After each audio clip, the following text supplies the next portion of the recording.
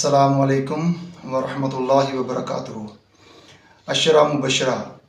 عشرہ مبشرہ ان 10 صحابہ کرام کو کہا جاتا ہے جن کو نبی کریم صلی اللہ علیہ وسلم نے ان کی زندگی کے اندر ان کو اللہ کی طرف سے یہ پیغام پہنچا دیا، یہ بتا دیا کہ اللہ نے آپ کو جنتی کہا ہے، یعنی کہ زندگی کے اندر جن کو جنتی کہا ہے ان 10 صحابہ کرام کے نام کو عشرہ مبشرہ کہا جاتا ہے۔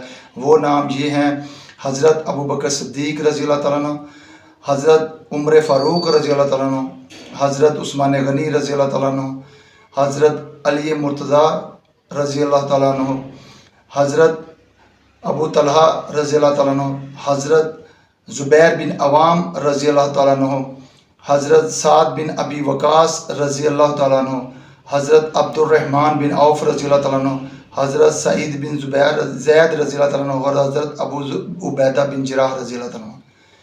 ان 10 صحابہ کرام کو نبی کریم صلی اللہ علیہ وسلم نے ان کی زندگی کے اندر ان کو جنت کی بشارت دے دی، اور ان سب صحابہ کرام کی زندگی کو اگر دیکھا جائے تو ہمیں یہ معلوم ہوگا کہ انہوں نے اپنی زندگی کے اندر جب پتہ چل بھی گیا کہ اللہ وحدہ لا شریک نے ہمیں جنت کی بشارت دے دی ہے تو پھر بھی وہ گناہوں کی طرف نہیں گئے، پھر بھی انہوں نے نیکیاں کرنی ترک نہیں کی، پھر بھی انہوں نے نیکیوں کی طرف جانا ختم نہیں کیا، نیکیاں کرنی بند نہیں کی۔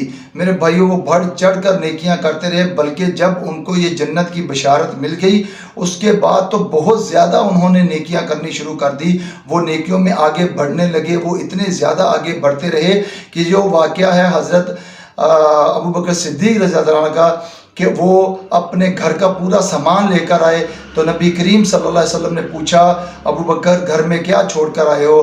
تو آپ رضی اللہ تعالیٰ نے فرمایا کہ میں گھر میں اللہ اور اس کے نبی کا نام، ان کا فرامین، ان کی باتیں وہ چھوڑ کر آیا ہوں۔ تو ان کے بدلے میں جو مقابلے میں حضرت عمر فاروق رضی اللہ تعالیٰ تھے، انہوں نے گھر کا آدھا سامان لے کر آئے۔ میرے بھائیوں، یہ جو باتیں ہیں یہ جنت کی بشارتیں ملنے کی بعد کی باتیں ہیں، اور اس کے علاوہ جتنے بھی صحابہ کرام ہیں، حتیٰ کہ آپ کو آخری نام جو لیا گیا وہ حضرت ابو عبیدہ بن جراح رضی اللہ عنہ کا تھا، وہ آخری وقت تک جہاد کرتے رہے، اللہ کی راہ میں قتال کرتے رہے۔ جہاں امیر نے حکم دیا شام، مصر، لبنان، ان علاقوں میں جا کر فتح کے جھنڈے گاڑتے رہے اور آخری وقت تک لڑتے رہے، بارڈر پر مصروف رہے۔ انہوں نے کسی وقت بھی اکتاہٹ کا مظاہرہ نہیں کیا، اور یہ جو میں بات بتا رہا ہوں یہ کتنی دیر بعد بات واقعہ ہوتی ہے، تو پھر بھی وہ اپنے آپ کو نیکیوں سے دور نہیں کیا۔ آج ہم کیا کرتے ہیں؟ ہم تھوڑی سی نیکی کر لیں، 5 وقت کی نماز پڑھ لیں، قرآن پاک کی تلاوت کو اپنا معمول بنا لیں تو ہم اپنے آپ کو جنتی کنسیڈر کرنا شروع کر دیتے ہیں۔ ہم اپنے اندر محسوس کرتے ہیں کہ اب تو میں جنتی ہو گیا، میں جنت میں جانے والا ہوں۔ پھر ہم بہت سے ایسے چھپے گناہ کرتے ہیں، اور اتنے ایسے گناہ کرتے ہیں جو گناہ ہم کو دوزخ کی طرف لے کر جانے والے ہیں۔ اللہ تعالیٰ ہمارا حامی و ناصر ہو، ہمیں بچا کر رکھے۔ میرے بھائیوں، بہت ہی خطرناک باتیں ہیں۔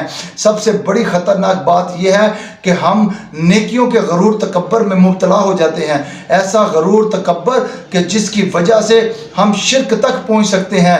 وہ اس طرح کہ شرک، نبی کریم صلی اللہ علیہ وسلم نے فرمایا کہ مجھے اپنے امت کے اندر شرک اصغر کا بڑا ڈر ہے۔ شرک اصغر ایسا شرک ہوتا ہے جو نامعلوم وجوہات کی بنا پر ایسی باتوں کے اندر ہو جاتا ہے جو آپ کو معلوم بھی نہیں ہوتی، ایسی وجوہات سے ہو جاتا ہے، جیسے نماز کا پڑھنا۔ نماز پڑھ رہے ہیں، آپ کو کوئی دیکھ رہا ہے آپ کا بڑا، اور آپ اس نماز کو اس بڑے کو دکھانے کے لیے اتنی خشوع خضوع سے اور اتنے اچھے طریقے سے پڑھتے ہیں تو وہ شرک اصغر کی طرف لے کر چلے جاتا ہے۔ میرے بھائیوں، ہم کو بچنا ہے، اور ہم نے ان صحابہ کرام کی زندگیوں کو پڑھنا ہے۔